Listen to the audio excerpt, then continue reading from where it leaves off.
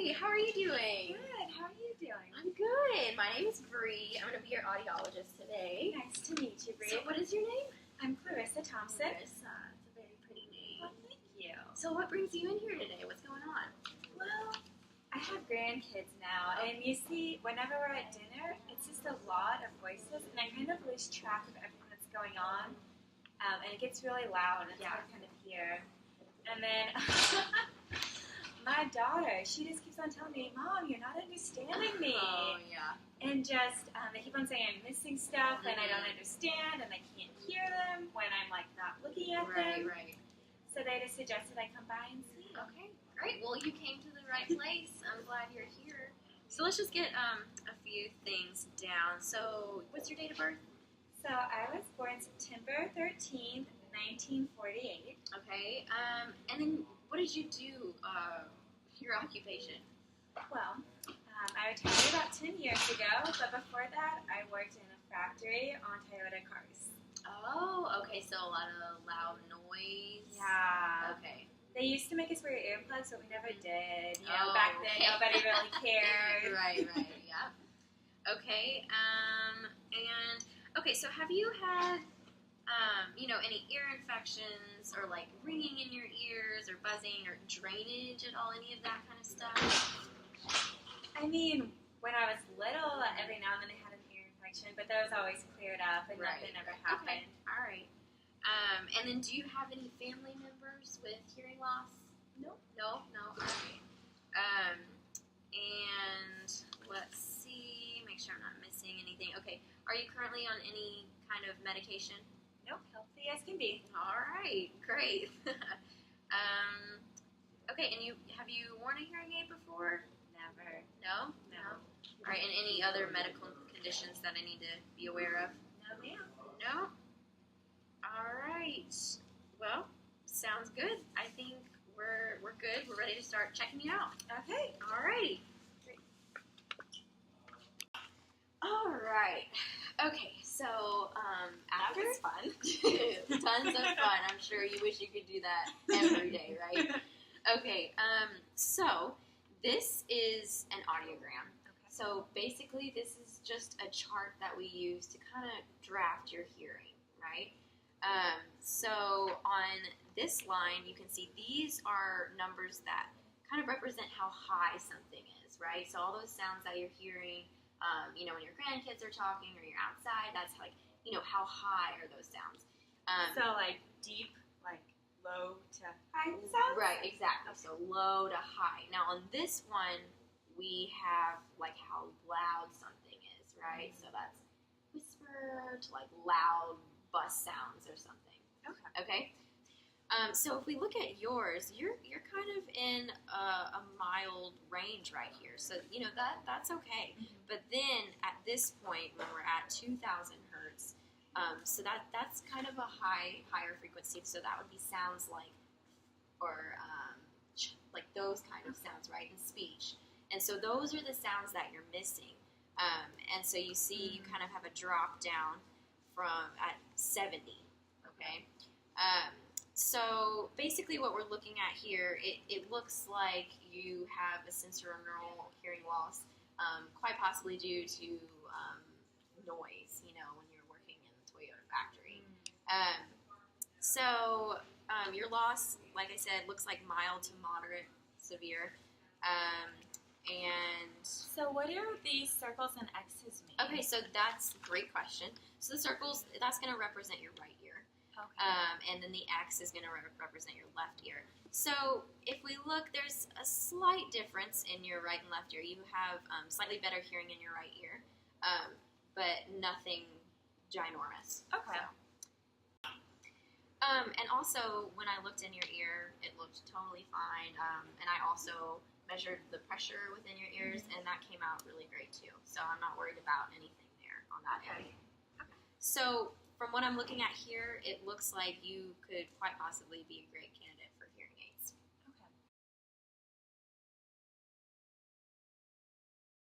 Okay, Clarissa. So, like we had talked about, we didn't see any abnormalities in your ear from what we could see. So you have sensorineural hearing loss, which just means something in your inner ear the tiny little hair cells or the fluid. It's just not working like it used to. It's been damaged over time, probably from that noise exposure we had talked about earlier. So I would recommend you be fit for binaural hearing aids. Any questions about that?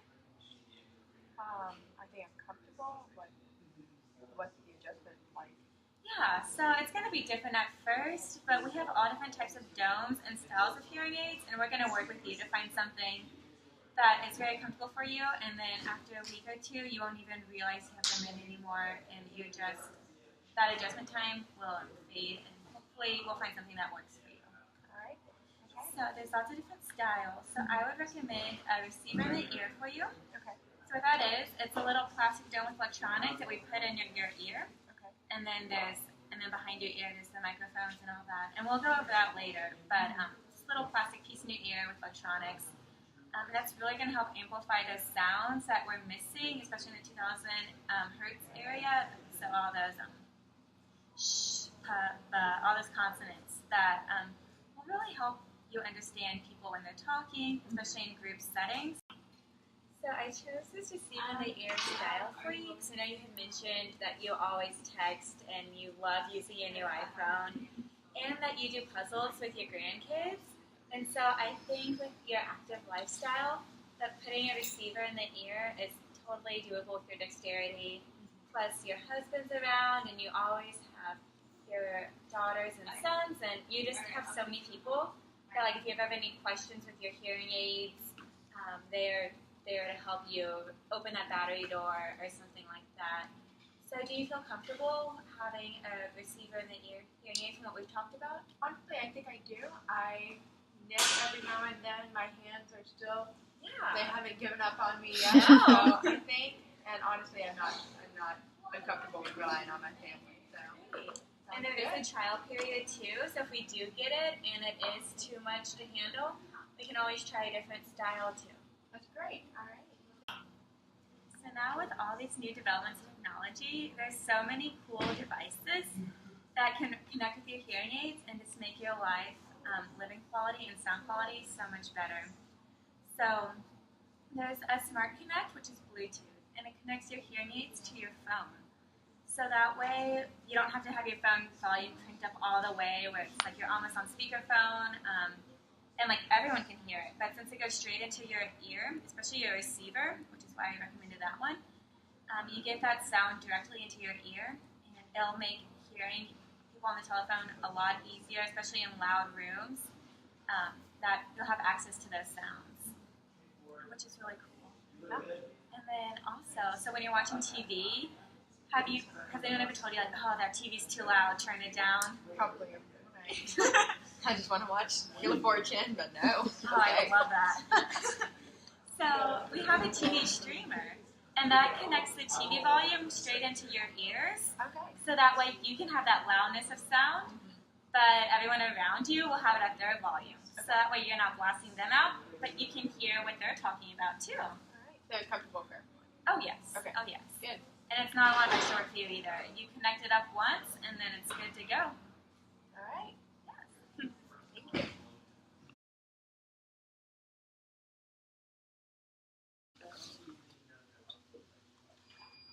Alrighty, Clarissa. So we are just going to go over the hearing aid that we have just gotten in and kind of make sure you're familiar with how all of the functions work, all of the pieces of the device. So first of all, we have our battery door right here at the bottom. Okay. And you're just going to take your finger and just kind of press hard enough until you feel a bit of a click, and then you'll continue opening it, and you'll be able to take out your hearing aid battery. We have a tool that I will go through in a second that has a magnetic end piece. You can use that. If you can't get it out with your fingers, you can use that simple little tool and just pull it right out. We also have the volume and program toggle switch right here. So if you press down once, one way or another, it's going to change your volume. Okay. If you press down twice, so kind of like double clicking on a computer, that's going to change your program. So that's how you can manually switch between programs and also control your volume. Okay. So up here, there's this tiny little hole right here. That is our microphone. So that is the piece of the hearing aid that's picking up all of your environmental sounds, Oh, all of okay. your grandchildren's voices, Yeah. every like All Wheel right. of Fortune. That's what's taking all the sound, and it's going to convert it into electrical energy through the speaker wire right here. Okay.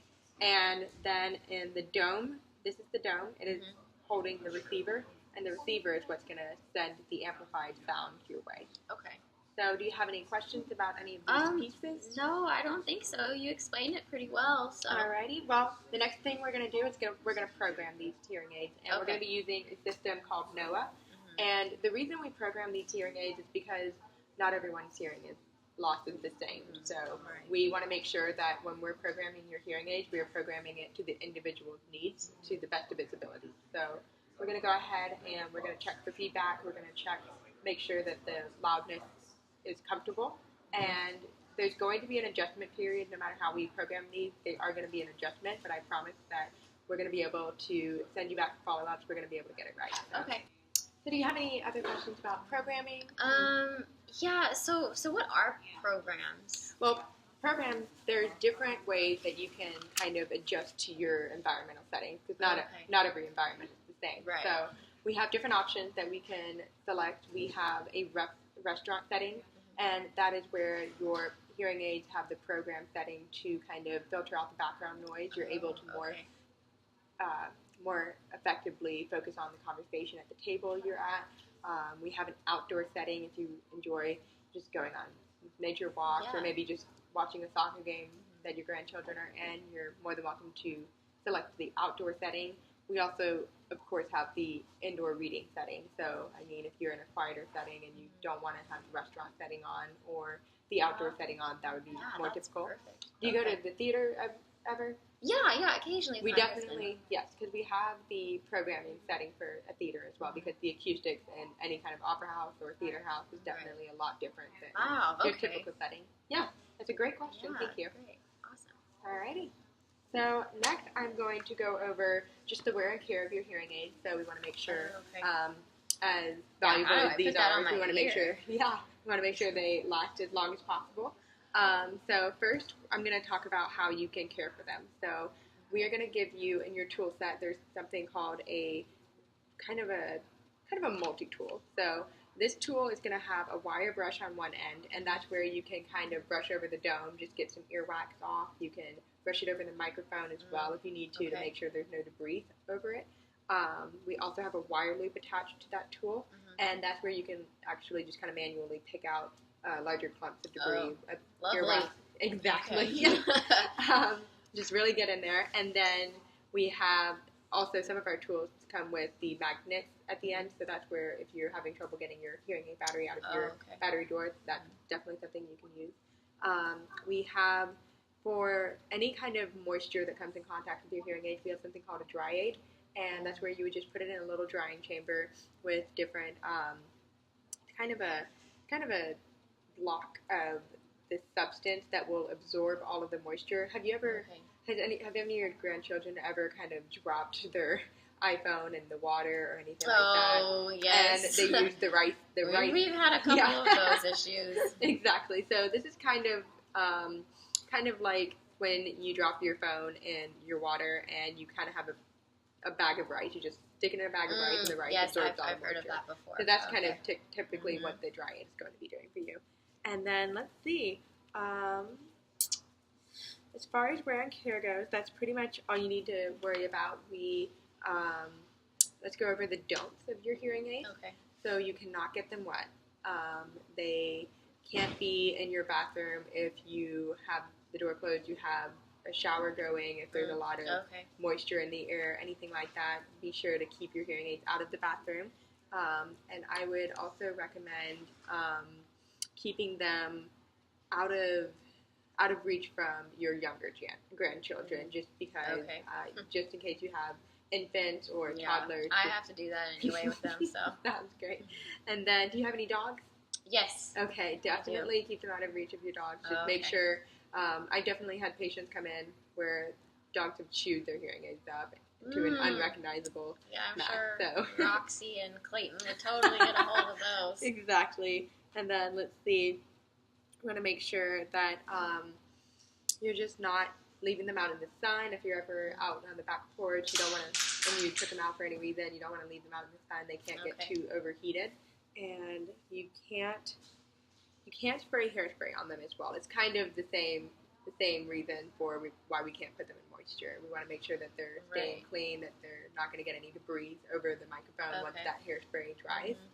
And we also, if you're ever around any loud sounds, maybe there's someone using a lawnmower or power tool, try not to wear your hearing aids around that setting. Just kind of avoid those kind of situations. And then always, whenever you have your hearing aids out, if you're not using them, never leave the battery door shut. So always make sure that the battery door is open so that it's not being in use, it's not wasting battery life. Okay, all right. So, yeah. And let's see, just another thing about batteries, we do have different sizes of batteries. They come in different colors that correspond to that size. And so with your hearing aid, you're going to be using a size 13 hearing aid battery. And those can be purchased at any Walmart, CVS, any pharmacy. It's impossible to not find them in any kind of whole goods sale. I'm sorry, any kind of store. But I can definitely recommend, just for getting your money's worth out of it, if you want to go to Sam's, if you have a Sam's or a Costco's card, I would recommend just buying it in bulk. Absolutely, because the battery life, it will vary. It depends on how long you're using your hearing aid during the day and during the week. Sometimes it can last a week or a week and a half to 2 weeks. So it really just depends. So it's nice to have a good amount of hearing aids on hand. So yeah, hearing aid batteries. All right. And then just one more thing about the hearing aid batteries, they are poisonous if you ingest them. So if for any reason your grandkids or maybe your dogs have gotten a hold of them, just call poison control right away. Don't want to take any risk, even if you get them out of their mouths. Just make sure you're better safe than sorry, because they are poisonous. We want to make sure that every time you take out an old battery, just throw it straight in the trash, and you should be good to go. We do want to emphasize the importance of consistent use. So if you're not wearing your hearing aids, if you're not giving that adjustment period the chance that it needs, it's not going to be very beneficial to you. So I would absolutely recommend starting in easier situations with your hearing aids if you're struggling with the adjustment period, and then more gradually move into difficult situations. So if that could mean like wearing them more around at home, outdoors, and then gradually working into restaurant settings, but still working towards restaurant settings. I highly recommend by the end of 2 weeks during the adjustment period, you should be wearing your hearing aids during all waking hours.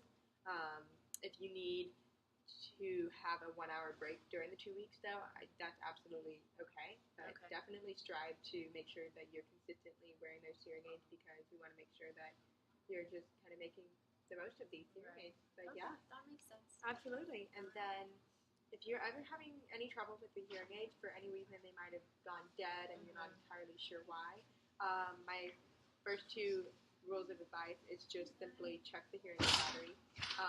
Make sure the battery life is actually working. We have a tool that will actually allow you to check if the battery is good or not, if it's actually fully dead or maybe it still has some life on it. That's helpful. And then I would also recommend just double checking the microphone at the top of the hearing aid. So right there, just double check the microphone and just take a wire brush over it. If you notice any debris, maybe the filter is clogged, just kind of take that brush and just kind of brush over it and make sure you can kind of loosen it up, and make sure that the dome is also debris free. But that's my 2 rules of advice. And then if you ever have any problems, just feel free to contact us. We can get you in for an earlier follow-up and make sure that you're good to go. Do you have any questions about anything I've gone over? Not at the moment. I'm sure I'll have some later. Okay, sounds good. No problem. You have my card. All right. Thank you so much, Clarissa. Thanks. It's nice to meet you. Nice to meet you too.